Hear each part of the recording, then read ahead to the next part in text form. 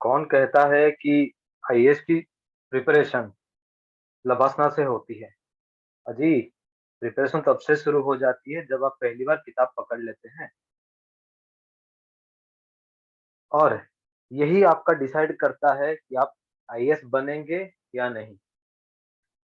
आप क्या पढ़ते हैं, कैसे पढ़ते हैं और शुरुआत कहाँ से करते हैं। नमस्कार, मैं Gulshan and welcome you to a very important session of race learn.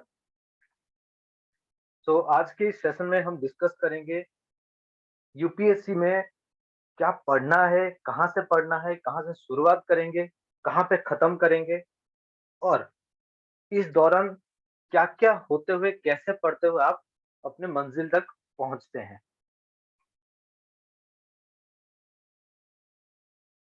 बहुत से बच्चे, बहुत से एस्पिरेंट्स यही गलती करते हैं कि पहले दिन से लक्ष्मीकांत उठा लेंगे, पॉलिटी पढ़ना है, लक्ष्मीकांत उठा लो, बसु उठा लो, मॉडर्न इंडिया पढ़ना है, स्पेक्ट्रम उठा लो। फिर उसी के दलदल में फँसते जाते हैं और आखिर में उनका सारे अटेम्प्ट्स चले जाते हैं। निराश होके, थक-हार के वो गिर जाते हैं और उनका सपना वहीं पे टूट जाता है। उनको ये तक भनक तक नहीं होती कि उनकी गलती कहाँ पे रहे। जब आप घर बनाएँगे तो पहले नींव ही डालेंगे। अगर सीधा पिलर उठा के छत डालने की कोशिश करेंगे तो घर कभी भी नहीं रहेगी और प्रॉब्लम यहीं हो जाता है। बहुत से बच्चे ऐसे प्रिपरेशन में चल देते हैं, कहीं से कुछ भी नोट्स उठा लिए, यूट्यूब से कुछ भी सर्च कर लिए।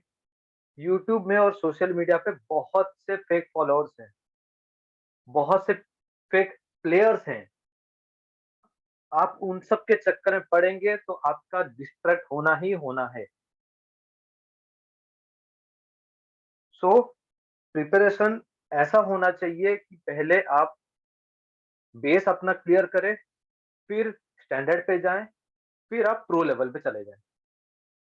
और यूपीएससी सिविल सर्विस की जो तैयारी है वो 1-2 दिन में नहीं हो जाता है। It takes time, it takes your perseverance, it takes your dedication. आपका वो सब कुछ माँगता है।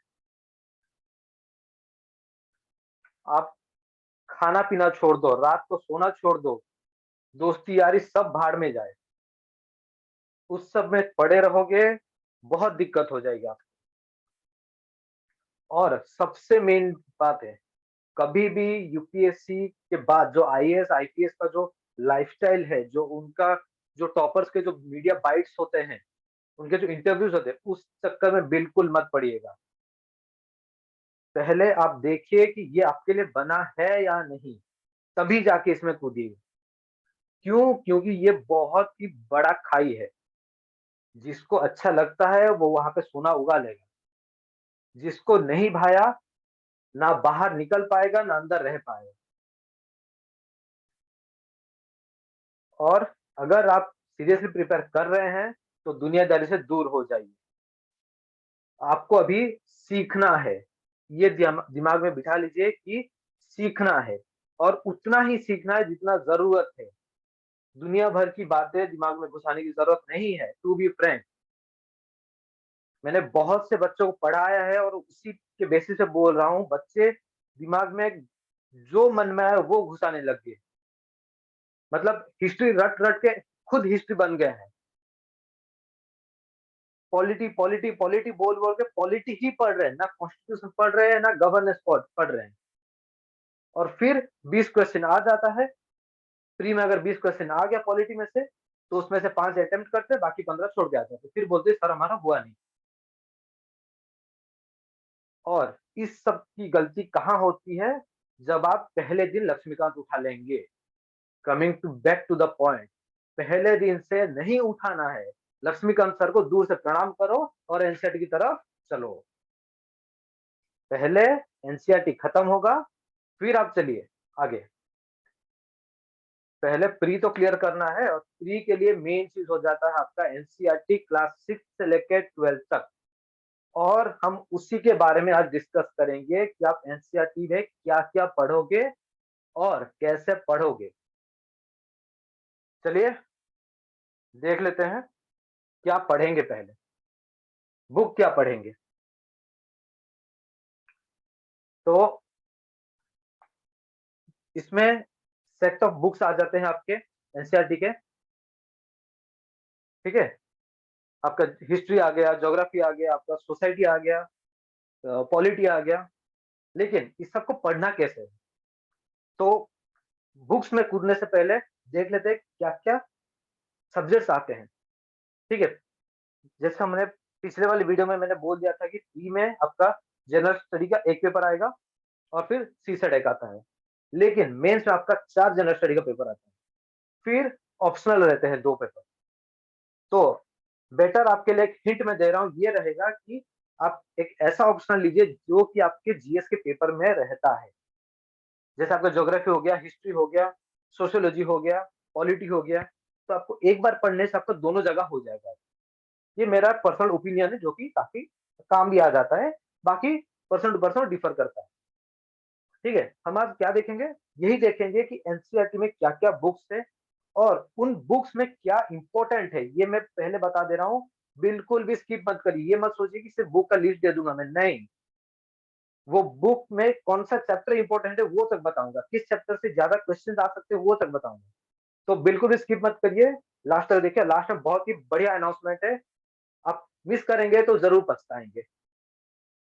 तो पेपर वन में आपका आता है Indian heritage and culture, history, geography of the world and society. फिर आ जाता है पेपर 2, इसमें गवर्नेंस है, कॉन्स्टिट्यूशन है, पॉलिटी है, social justice and international relations. Paper 3, technology, economic development, biodiversity, environment, security and disaster management. फिर आता है पेपर 4, जिसमें आपका एथिक्स, इंटीग्रिटी एंड एप्टीट्यूड आ जाता है। लेकिन ये सारे टॉपिक एनसीईआरटी में नहीं होते। जो भी होता है लेकिन वो बहुत इंपॉर्टेंट होता है और वो आपका पूरा बेस क्लियर कर देगा। तो जो भी बिगिनर है या जिनका भी 1-2 अटेम्प्ट हुआ नहीं है, प्री जिसका नहीं निकल रहा है, उनके लिए एज ए ट्यूटर बोलिए, एक टीचर बोलिए, एक गाइड बोलिए, मेरा ये फर्स्ट एंड फॉरमोस्ट सजेशन रहता है कि 3 महीने आप एनसीईआरटी को खत्म करिए पहले। उसके बाद आप जाना आपके मेन सब्जेक्ट में, मेन टॉपिक से पढ़ने के लिए। ठीक है, तो हम लोग क्या एनसीईआरटी पढ़ना है हमको। एनसीईआरटी में आपका पेपर 1 में आएगा हिस्ट्री, आएगा सोसाइटी, आएगा art and culture and geography. फिर पेपर 2 में सिर्फ पॉलिटी आपको मिलेगा एनसीईआरटी। पेपर 3 में आपका इकोनॉमी आ जाएगा, साइंस आ जाएगा। तो बेसिकली आपको इन 7 सब्जेक्ट्स में आपको पढ़ना है एनसीईआरटी को।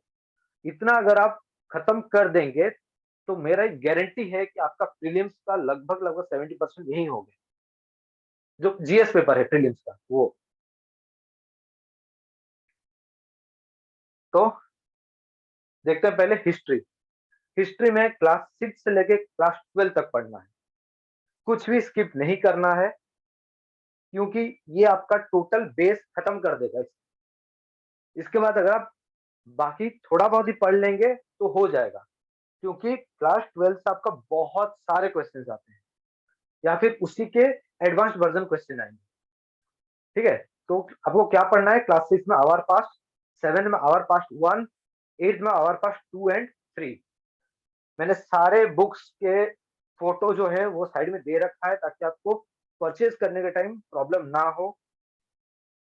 ठीक है, और अगर आपको परचेज करने में कुछ भी प्रॉब्लम होता है तो आप हमें कांटेक्ट कर सकते हैं, बुक आपके घर डिलीवरी करा दिया जाएगा। This is my commitment towards you. Then class 9th में आपको पढ़ना है India and the contemporary world 1, फिर उसी का पार्ट 2 भी पढ़ना है। ये दोनों बुक आ जाते हैं 9th में। फिर क्लास 10 का थीम्स इन वर्ल्ड हिस्ट्री, ये क्लास 10 का हो गया। फिर आपके क्लास 12th में आपको पढ़ना है 3 बुक, जिसमें themes of Indian history 1, Indian history 2, then themes of Indian history 3। ये तीनों बुक हो गया आपके क्लास 12th। और 11th इतना इंपॉर्टेंट नहीं है as comparison to this all. अगर आपके पास टाइम है तो आप जरूर देख लीजिएगा, बट सजेशन यही है कि ये आपको मिस नहीं करना है। मैं जितने भी बुक्स के बारे में बोलूंगा उसको मान के चलिए कि आपको मिस नहीं करना है। ठीक है। फिर आता था आपका सोसाइटी। सोसाइटी में आपको पढ़ना है क्लास 6 से लेके 8 तक, फिर 11th एंड 12th। 9 10 में सोसाइटी नहीं है, ठीक है। क्लास 6 में आपका सोशल साइंस आ जाता है, जिसमें सोशल एंड पॉलिटिकल लाइफ 1 है, 7 में आपका सोशल एंड पॉलिटिकल लाइफ 2 है, और 8 में सोशल एंड पॉलिटिकल लाइफ 3 है। ये तीनों आपका बेस बना देगा, इसके ऊपर आप आराम से चढ़ जाएंगे फिर, क्योंकि ये ऐसे सब्जेक्ट्स हैं जो कि कंफ्यूजिंग सब्जेक्ट्स हैं। ये आप कुछ सालों पहले पढ़ के निकल चुके हैं ये चीज। तो जब अब कुछ दिन का गैप हो गया है, तो अभी आपको फिर से पकड़ना पड़ेगा। अगर आपका पकड़ अच्छा है उस पे, तो वेल एंड गुड। अब एक आध महीने उसमें थोड़ा प्रैक्टिस करेंगे, आपका सेट हो जाएगा। लेकिन जिनका पकड़ नहीं है, खास करके मैं बात कर रहा हूँ साइंस एंड कॉमर्स बैकग्राउंड के लिए, उनको पकड़ बनाना पड़ेगा, 3 महीने लगेगा उनको। फिर आ जाता है क्लास 11, जिसमें आपका सोशियोलॉजी है, अंडरस्टैंडिंग सोसाइटी। फिर क्लास 12 में Indian society and social change and development in India. ये आपका क्लास 12 का हो गया। इसके भी जो बुक्स के फोटोग्राफ्स हैं, मैंने राइट साइड में दे रखा है, आपको प्रॉब्लम नहीं होगी खरीदने में। फिर नेक्स्ट आता है आर्ट एंड कल्चर। इसमें बहुत ही कम आप देख सकते हैं कि 3 ही बुक है इसमें। क्लास 11 से 2 है आपके, an introduction to Indian art, फिर living craft traditions of India. इसमें आप देखिए इंपॉर्टेंट मैंने नोट कर रखा है, आप पॉइंट कर दिया, हाईलाइट कर दिया है। चैप्टर 9 और 10, ये दो आपका बहुत ही इंपॉर्टेंट है, इसको मिस करना ही नहीं है। बाकी कुछ स्किप हो गया तो हो गया, चलेगा, ये नहीं चलेगा। It is a strict advice. फिर क्लास 12 में आपका आ जाता है क्राफ्ट ट्रेडिशंस ऑफ इंडिया। और आर्ट एंड कल्चर के बाद आपका जो पेपर 1 में आपका लास्ट टॉपिक है, वो है ज्योग्राफी। ज्योग्राफी आप ये समझ लीजिए कि एनसीईआरटी में ज्योग्राफी का क्लास 6 से लेकर 12 तक के, ना कोई सब्जेक्ट मिस करना है, ना कोई बुक मिस करना है, ना कोई टॉपिक मिस करना है, ना ही कोई यूनिट मिस करना है, कोई चैप्टर मिस करना है।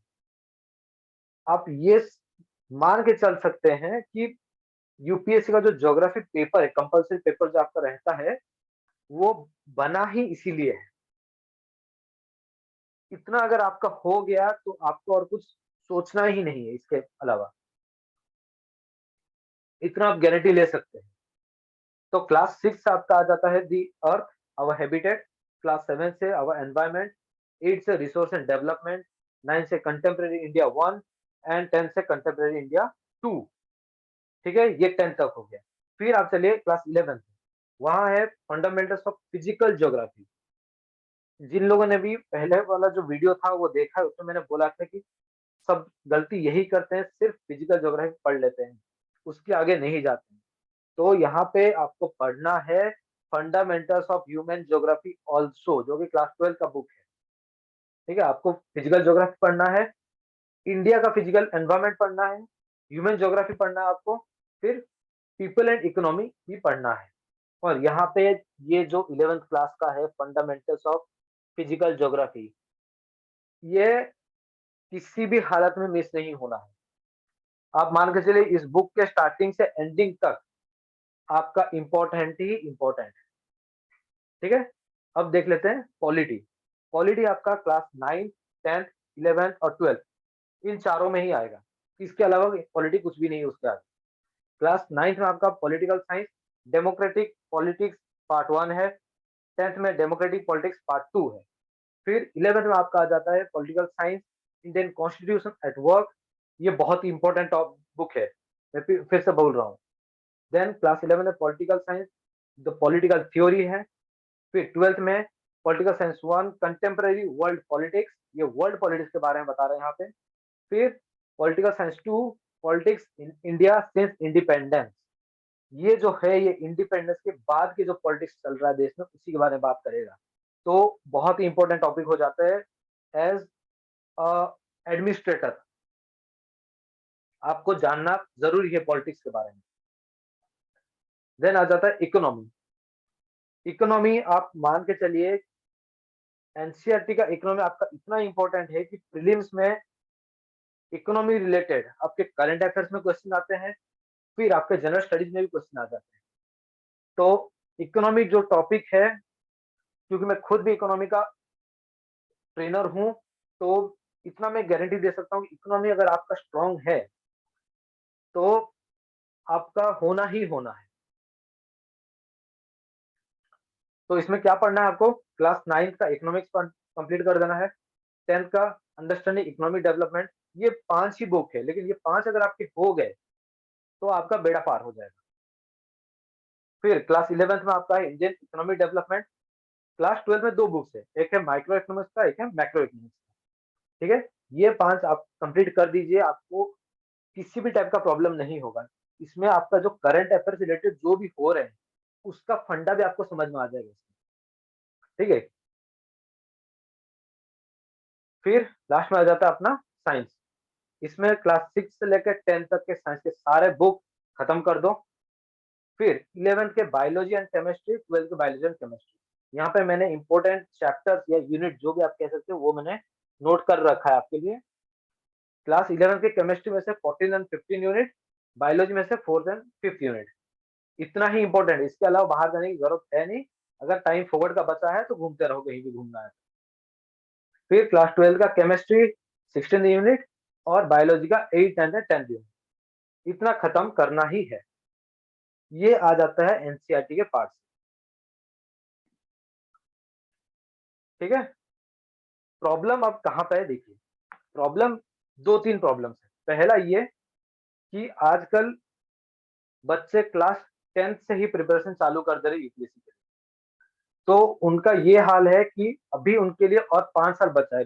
2 साल उनका 12th हो जाएगा, 11th-12th, फिर 3 साल ग्रेजुएशन, 4 साल ग्रेजुएशन, तो 5 से 6 साल उनके लिए बचा है। और वो अभी ये सब पढ़ रहे हैं।